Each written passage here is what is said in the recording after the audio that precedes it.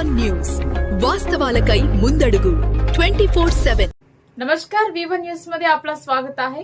निजामाबाद जिल्ह्यात खरीप हंगामा सुरू होण्यापूर्वीच शेतकऱ्यांना अडचणी समोर येत आहेत.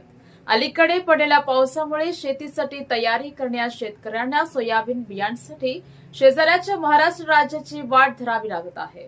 अलीकडे पडलेल्या पावसामुळे शेतीसाठी तयारी करण्या शेतकऱ्यांना सोयाबीन बियाण्यासाठी शेजाऱ्याच्या महाराष्ट्र राज्याची वाट धरावी लागत आहे. कोटगिरी मंडळातील सुंकिनी गावातील एका शेतकऱ्याने महाराष्ट्रातील बिलोली येथे जाऊन सोयाबीन बियाणे खरेदी करून आणल्याचे सांगितले. एका सोयाबीन बियाण्यांच्या पोत्याची किंमत 2600 रुपये असून आपल्या दुचाकी वाहनावर तब्बल 6 पोती आणल्याचे त्याने सांगितले. शेतीची कामे वेग घेत असताना बियाण्यांसाठी शेतकऱ्यांना इतर राज्यावर अवलंबून राहावे लागत असल्याची बाब चर्चेचा विषय ठरत आहे.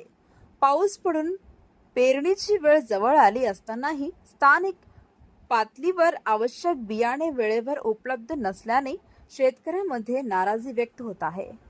आता तरी कृषी विभागाने लक्ष देऊन शेतकऱ्यांना दर्जेदार बियाणे उपलब्ध करून देण्यासाठी आवश्यक उपाययोजना कराव्यात अशी मागणी शेतकरी करत आहेत.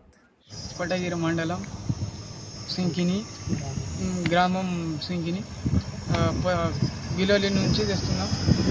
ప్రతి సంవత్సరం బ్యాగులు దొరకకొచ్చినాయని స్టార్ట్ కాలేదని కోటగిరి మండలం నుంచి బిలోలి స్టార్ట్ కాలేదు. బిలోలి నుంచి తెస్తున్నాం. బ్యాగులు బిలోలి నుంచి తెస్తున్నాం. మన ఊరిలో స్టార్ట్ కాలేదని 2600కు తెస్తున్నాం. వచ్చింది